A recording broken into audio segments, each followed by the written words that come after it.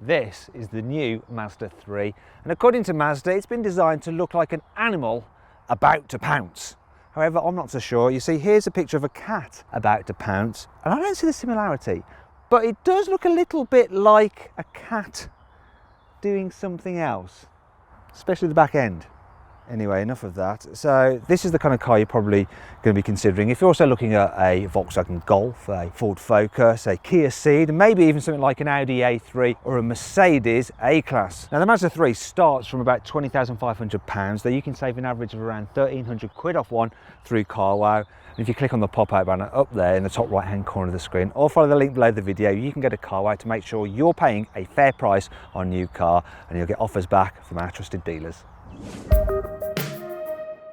Now let's start this review by talking about the Mazda 3's design. And I know I was a little bit derogatory at the beginning, but I do actually really like the look of this car. So the back end is really neat, and you can get higher up models with LED tail lights. I admire Mazda for this look. Rear exhaust pipes. There's no fakery here, not in terms of exhaust pipes nor vents on the car. Now down the side, this is the only area that bothers me about the car. There's just a little bit too much metal there, which makes the car look under-wheeled.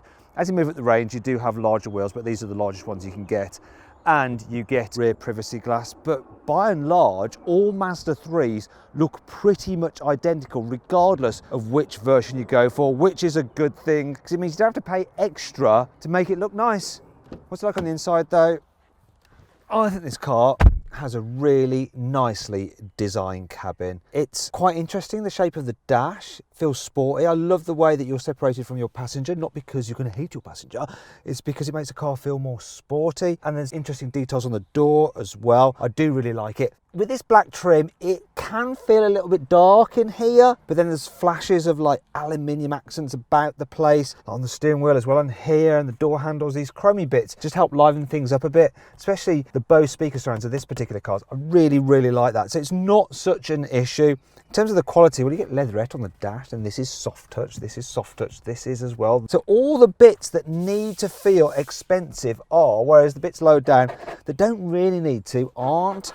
And even the central boss on the steering wheel, if you touch it, it feels cheap, but you don't really touch that unless you're hammering the horn because someone's annoyed you. But the chrome bits, once again, just liven it up, so you ignore the cheapy plastic bit. Now there is one last thing I need to check, and it's, does it feel solid? Is that moving? No, not really. It all feels very robust.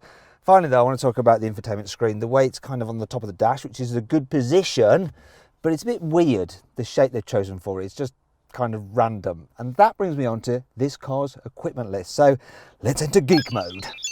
Geek mode. The Mazda 3 range kicks off with the SEL, and it gets a widescreen infotainment system with Apple CarPlay and Android Auto, and a partially digital driver's display. It also has auto emergency braking to stop you crashing into stuff. And then there's automatic cruise control, which uses radar to keep you safe distance from the car in front. The next equipment level up is the SEL Lux, and that adds a rear parking camera and front parking sensors to the standard fit rear parking sensors. And then there's the keyless entry system, which automatically locks the car as you walk away from it. Next is the Sport Lux model, and it has adaptive LED headlamps, which are designed not to dazzle the drivers. It also has alloy wheels for grey hue. I remember Hugh, lovely bloke. And finally, there's auto-dimming door mirrors. Next up is the GT Sport with its black leather interior, Bose sound system, and heated steering wheel. Ow! And finally, at the top of the range is the GT Sport Tech, which adds a load of extra safety features, including auto emergency braking in reverse, thankfully. Right, that's enough of that, otherwise it's going to be information overload. Let's continue this review by talking about the infotainment system. So, this may look like a touchscreen, but you can't actually operate it that way. Instead, you operate basic stuff with voice commands, or to control everything, you use the click wheel controller and shortcut buttons between the front seats, which to be honest is easy to do while you're driving than pressing a screen. It helps the menus are super simple, and the on-screen icons and graphics are clear and bright. The sat-nav system is fairly decent, and putting in a postcode is simple, and the system calculates routes quickly. Plus you can add a waypoint along your route in a few button presses. Really the only downside is that the traffic alerts aren't that great, but this doesn't really matter because then you can use Apple CarPlay or Android Auto to run Google Maps or Waze through your phone, and then you can use apps directly like Spotify rather than stream your music via Bluetooth. And generally the stereo is okay, but the upgraded Bose system of this car is noticeably better. Now moving on to this central screen, it's actually only the middle dial which is digital, and you can't really do that much with it. It shows a speedo, or you can flick through for some driving information and trip computer, or like your driving assistance systems and a slightly different look for the clock. Really though, it's quite simple and you can't do that much with it, and the digital dials you can get on a VW Golf are way more comprehensive. And if you want to see my full in-depth video review of the Volkswagen Golf, then just click up there on the pop-out banner or follow the link below the video. Now, in terms of actual connectivity in this car, you've got a USB port there and a CD player for some reason. Didn't realise it was still the 1990s. And under here you have another USB there and a 12-volt socket. And in this cubby you have a divider, which is quite handy because then you can move it into position to hold your mobile phone secure underneath there. There's another place to put a mobile phone down here, which is next to that other USB port, of course. Here you have a couple of cup holders. They're not too deep, they don't knock the top off it, and they're big enough to hold a larger bottle as well. There's plenty of room for large bottles in the side door bin and more bottles besides, quite big door bins actually. The glove box is only okay. I like this little cubby area here. In fact, I would use that for keeping the key in there. Now what I do find a bit odd is this central armrest, if you want to get underneath it, you can't lift it up from there. You have to slide it back slightly, and then you can open it from there, or you can slide it back further and open it from there. I don't know if that's supposed to be an adjustable armrest, but what is the difference between that and that? And who really needs to have that little space open there where you can just keep your phone in there, like I've already said? Very bizarre. Another thing that's a bit bizarre is that, well, I love the driving position on this car, and you have so much adjustment in the steering wheel. I just wish the driver's seat would go a little bit lower. You know, this is a very sporty feeling car, but you seem like you're sat on it.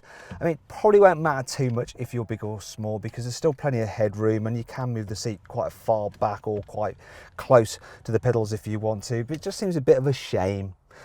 At least the doors open nice and wide, so it doesn't matter if you're on the large side, you can still spill out of the car. Speaking of which, let's go check out the back seats. So, here we are in the rear of the Mazda 3. And knee room is only just okay. If you've got really lanky legs, you're going to find it a bit cramped. Also, the foot space is a bit cramped as well. You can't really slide your feet into the chair in front. Bigger issue though is that sloping roofline. Look, if I sit up dead straight, my head is touching. If you're over 6'4", you're not going to like it much in the back here. Another thing that's not great is the fact that it feels really dark and dingy in here. These rear windows are quite small and the window ledge is quite high, so smaller kids just aren't going to be able to see out. At least the rear windows, what there is of them, do go all the way down. Now if you need to carry 3 in the back at once, yeah, good luck with that. So there's a bit of a hump in the floor there, so that makes foot space even worse. And this middle seat is very uncomfortable for the person in the middle. I mean, look at this, not great. And because the car's got quite a narrow body, the people on the outer 2 seats end up having their heads pushed up against the roofline, and they're pretty much just banging their heads against these large grab handles. Now, if you need to carry people in the back of your hatchback quite often, then click up there on the pop-out banner to watch my in-depth video review of the Ford Focus, which just feels more spacious in the rear seats. Now, continuing here, you do have a little bit of extra practicality, so some cup holders there. You do have some door bins that will take an all right size bottle. Also, I think the quality, you know, is pretty good. I mean, that soft touch on the door, which is unusual. You don't get that in a Volkswagen Golf in the back seats, by the way. Now, what's not so good though is carrying a baby seat. You see, the rear doors are quite small, so it's quite hard to work it into place. At least the ISOFIX anchor points are easy to get to, though you might lose the removable covers. Because it's quite cramped in the back, you end up having to push the front seats forward a bit to actually accommodate the seat. And if you want to fit 2 seats in the back at once, there is absolutely no room between them for anybody to sit. Anyway, let's move on to the boot so I can continue my criticism of this car's practicality. Now, in terms of the actual capacity, it's a little bit larger than a Ford Focus is, a little bit smaller than a Volkswagen Golf, but it actually feels less practical than both of them, partly because you have these ridges intruding into the boot area, which can make it a little bit awkward to load. There's quite a significant load lip to lift your really heavy suitcases over. And then there's hardly any other features, so there's no real underfloor storage. That's for your tyre sealant and stuff like that. Yeah, no spare wheel here. And there may be a strap here, but it's really quite useless. I don't know what you're going to do with that. It's a little bit annoying really, because that's the only feature in the boot. If you want to carry longer items, you can fold down the rear seats Easy enough to do like that, and you get a continuous floor, not completely flat but not bad. You can slide things all the way to the front of the car, which is great. But how much can you actually carry in this Mazda 3? With the rear seats folded, there's space for 2 large boxes and a further 15 small ones. You can also fit in a bike inside without having to take any of the wheels off. With the rear seats in place, there's space for 2 large and 2 small suitcases. A baby buggy will fit 2. In fact, you'll just fit the buggy, clubs and a further soft bag in at the same time. Now, while that's not too bad, you can still fit a lot more stuff in the boot of a Skoda Octavia. And if you want to see my full in-depth video review of that car, just click up on the pop-out banner or follow the link below the video. Right, that's all the practicality stuff dealt with. Now it's time for me to reveal the 5 annoying things about this Mazda 3. The bonnet is so heavy, it really should be on gas struts, and you don't want to get anything caught in it because it's going to get messy. Ugh. This button here allows you to lock the car's doors from the boot, which may seem like a good idea, but if you've mistakenly left your keys inside, press that, lock the car, and then shut the boot. Yeah. If someone in the back has really long legs and then the driver suddenly decides they want to move the armrest back and does it quickly, oh yeah, it's like being kneecapped. The top specification car gets lane keeping assist. That's designed to steer, to keep you in lane, but it kind of just bounces you between the white lines, a bit like ding, ding, like you're ricocheting down the road. It's so annoying that you have to really just do all the steering yourself. There's no specific place within the car to store the load cover when you're removing it. If you want to pack the boot full. So, you could leave it in here, but it takes up space. So I'm just going to see how far it can fly. Don't worry, there's still plenty to like about this car. Here's the carwow 5 core features. The Mazda 3 has something called G-Vectoring Control Plus. So as you're driving along, the car is automatically making very minute adjustments to the throttle inputs and the brakes to help maximise grip by changing the car's balance, a bit like a racing driver does to improve their lap times. The seats don't have a normal, slow to operate, rotary style controller for the seat recline. Instead, it's just a lever, you pull it up and you can go lying flat as quick as that, or upright, just as easily. I freaking love it. As well as a normal Skyactiv G petrol engine, you'll be able to get another one called the Skyactiv X, which has a special supercharge which allows it to run with the efficiency of a diesel, but the smoothness for petrol. So the best of both worlds.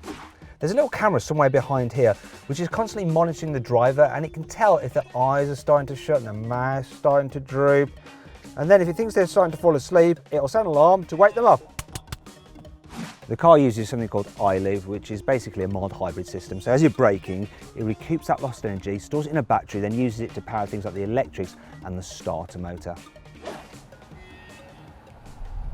Okay, it's time to take this new Mazda 3 for a test drive, and let's start in town. One thing I really like about the car are the controls. So the gear shifter is lovely. This manual gearbox is glorious. It's very sporty, it's very slick. It's a joy to use. So are all the pedals really nicely weighted, and the brakes, they're not grabby, but they're strong. The steering's precise yet light enough. It's all good. What's not so good though is that the car does have quite firm suspension, so it jolts you a little bit more of a bumps than a Volkswagen Golf or Ford Focus. Also, the car doesn't have quite such a tight turning circle as either of those, so you're more likely to get caught out in mini roundabouts if you need to do a U-turn. It's not a massive problem. One thing that is more of an issue though is the rearward visibility, and that can be a problem when you're pulling out at certain junctions or trying to park, as I'm going to do now. So here we go. Now, one thing I do like though is that the mirror angles down automatically so you can see the curves, so you don't damage your wheels. Now, I'm totally relying over the sensors because I can't see much out that back window at all. And I'm using the screen there as well.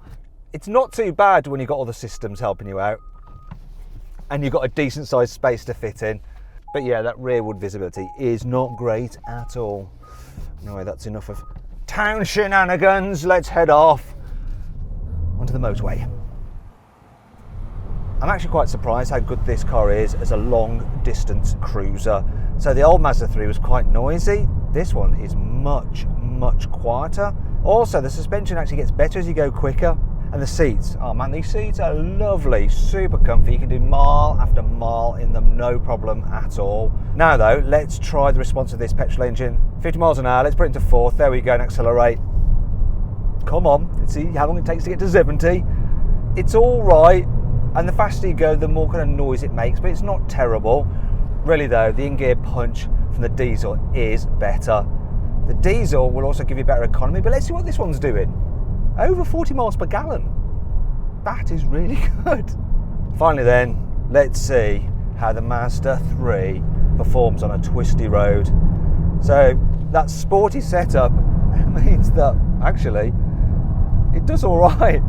It actually feels a little bit playful for a hatchback, like you can feel it moving around, not in a sort of like Larry kind of way, but more in just a fun, playful way. Quite like it. I don't think it's ultimately quite as sorted through the bends as a Ford Focus, but it's quite good fun as far as hatchbacks go. So then, what's my final verdict on the new Mazda 3? Should you avoid it? Should you consider it? Should you shortlist it? Or should you just go right ahead and buy it?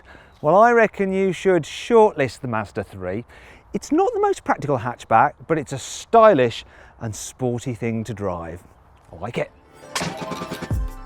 Do you agree with my verdict? Let me know in the comments section. Also, please subscribe to this channel for more videos.